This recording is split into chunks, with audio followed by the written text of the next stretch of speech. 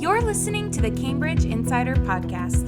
In this episode, hosts Mariah and Stephen are joined by international psychologist Dr. Emma House to discuss an upcoming teacher resource Cambridge is launching for free.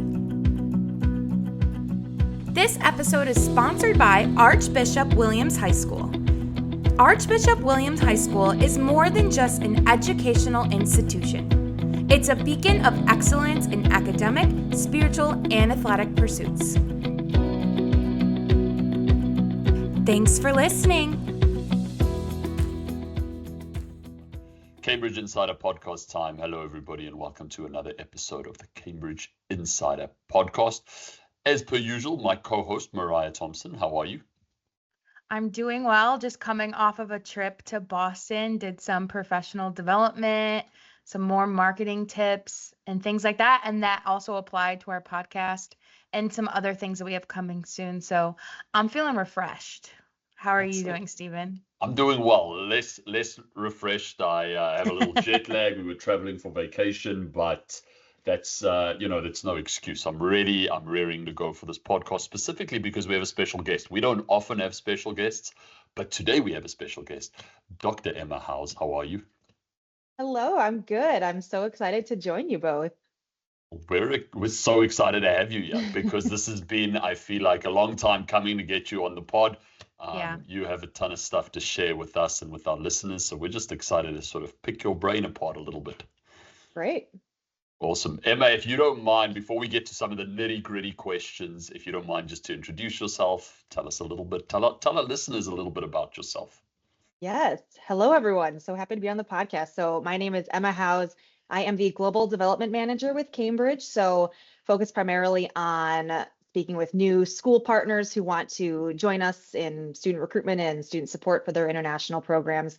Been with Cambridge a little over a year now, and I am based here in Chicago. So that's where I'm at.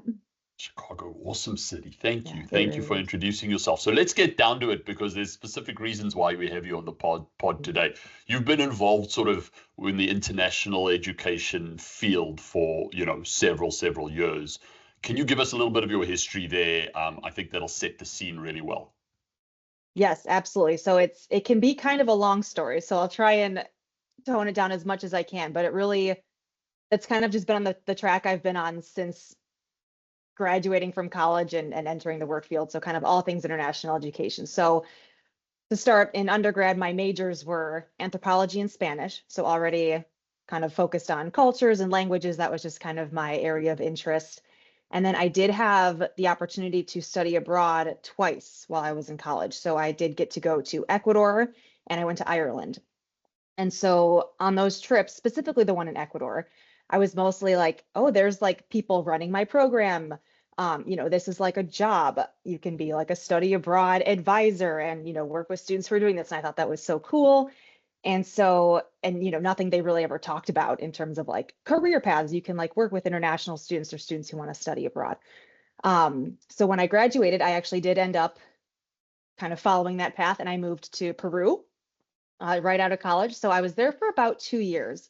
And I was teaching English, but I was also an international volunteer coordinator at this NGO where I was. And so it's pretty common in South America and Peru to have people who are traveling through months at a time who might want to, volunteer for a week or maybe a month, wherever they're staying in whichever city they're staying in for that time.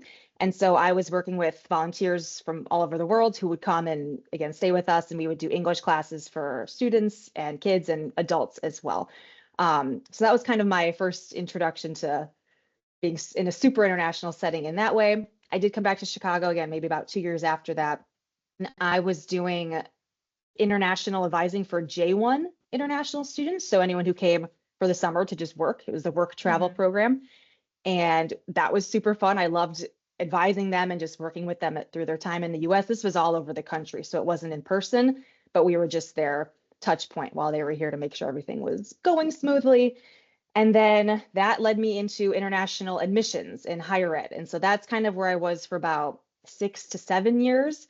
And that is what also led me to get my master's degree and then ultimately my PhD. So the master's was in Oh, thank you. Yes, that's new. Just finished the PhD, but my master's program was in global higher education. So international programming, administration, budgets, curriculum, things like that, mostly from like the US perspective. And then the PhD is actually what led me to kind of branch out even more. And that was in a program called international psychology. And so I still get this question of everyone's like, what is that? And so, because you think psychology, you kind of think clinical, mental health therapy, which obviously is a big part of it. Wasn't this program? That's not really my background. So I was in it from more of an organizational standpoint. So how does our culture impact our behaviors, our communication, organizational, practices, all of these things just in a global setting. And education ties in really well to that. Again, I was working with international students during that whole time. Different things would just pop up from my program that I was seeing in real life with like communication, like, oh, maybe that's why I wasn't getting through to that student. That's why they have these questions. That's why this agency is, asking this of me, things like that were always kind of popping up, and just bringing culture into it at all times of like, this is what's impacting all of our communication, our practices, kind of all of these things. And that is what has essentially led us to our video series, which we will talk about in more detail. But yeah, that is my very condensed background throughout international education. Okay, I first want to say that your experience, super impressive. The amount of years that you have living in other countries and different cultures, and then your educational track is really impressive. And that is such a win for us at Cambridge. When you started to working for us, it was definitely evident that you know what you're doing.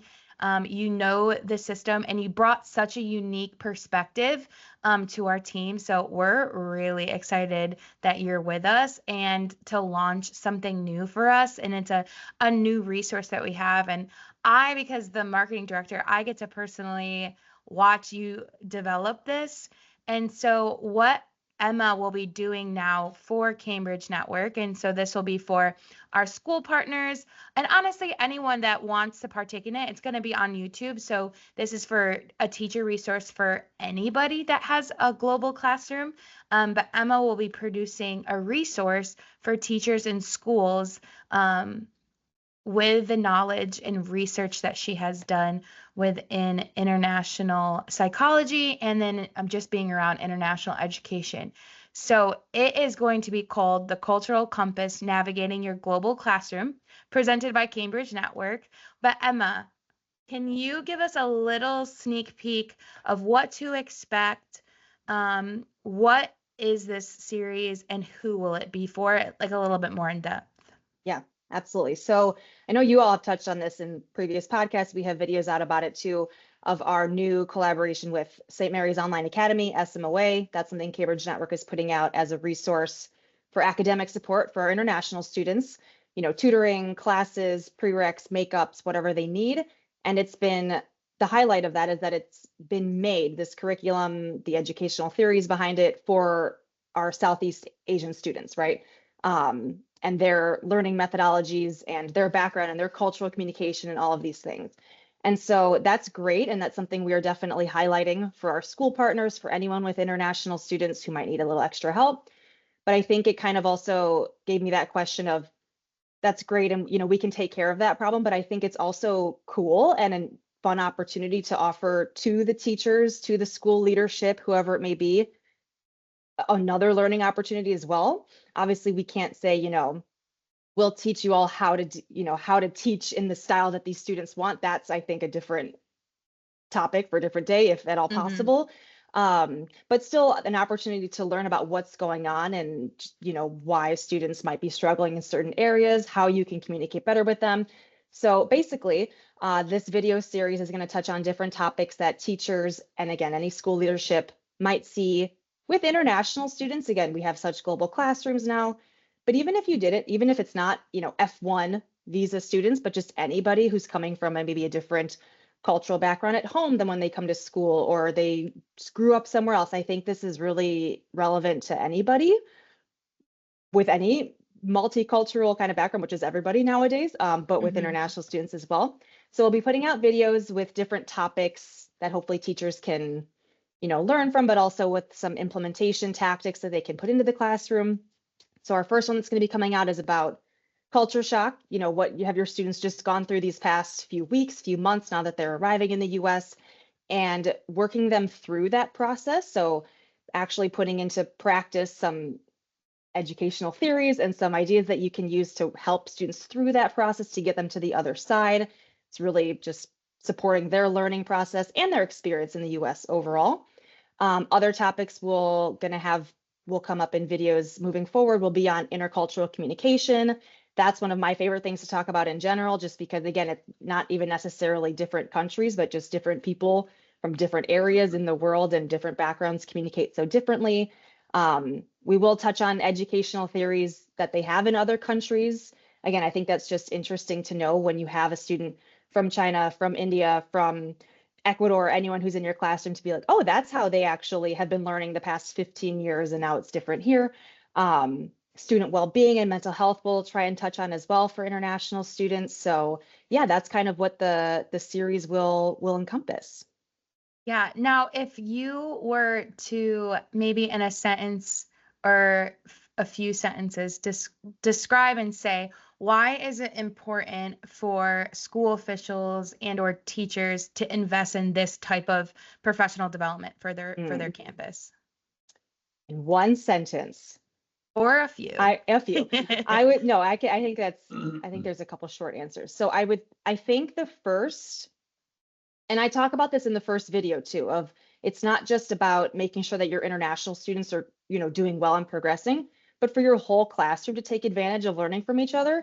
So I think for teachers and school leadership and officials to almost set that example of like, we also want to develop alongside all of you, learn from all of you, learn from our own colleagues that they maybe have never thought about before. So I would say that to set an example, and also for schools to just always be encouraging their faculty and staff to also be continuously learning, right? Teachers have to do professional development. They have to do continuing education, which just makes sense if you want to be, teaching and staying up to date with your students. So I think just the importance for schools to encourage that in their staff and say, try new resources. It doesn't have to be, a conference for 3 days in another state. It can just be watch this quick video, a really interesting topic, and 10, 15 minutes, and you just learn something new that week that you can share to your students and demonstrate that you put in some time and effort to understand them better too. So good. I love it. Yeah, I love that answer. I think so. I've been reflecting on this whole new venture that we're launching, and just the fact that it's bringing so much awareness to the idea that culture has an impact on how students learn, I think is crucial, right? And for all of our teachers, for anybody listening that can use this as a resource, what a great way to pick somebody's brain that might be able to help you, not just do your job better and a little easier, but just help students to be more successful, which is ultimately at the end of the day what we want to do. Whether you're in it, whether you're a CFO out there from a school, when your students are successful, they come back. That's the good news for you. Whether you are in charge of academics, when your students are successful, they need less and less resources, additional resources than what you already offer. So just thinking about student success, being aware of how crucial culture and, plays in the idea of learning, I think is awesome. Emma, I mean, I wish we could sit here for another, 3 hours. We have a strict deadline or a strict agreement with our listeners that these are 20 to 25-minute episodes. But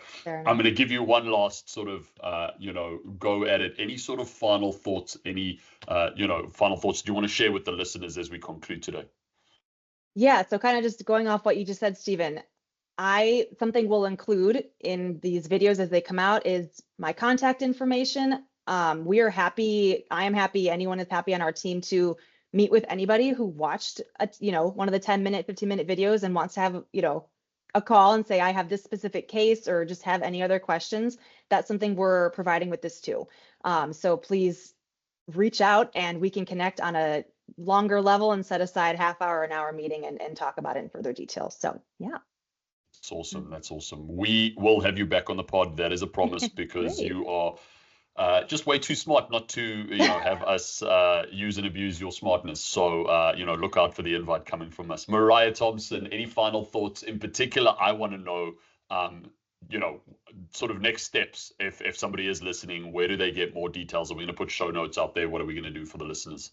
Yeah, so if you're a listener that listens just like on a podcast platform, Spotify, Apple Podcasts, you will find Emma's videos located on our YouTube channel, which is the Cambridge Insider. So if that is how you listen, this is where she will be, is just on YouTube, not on any of our podcast platforms. So you can look for her there.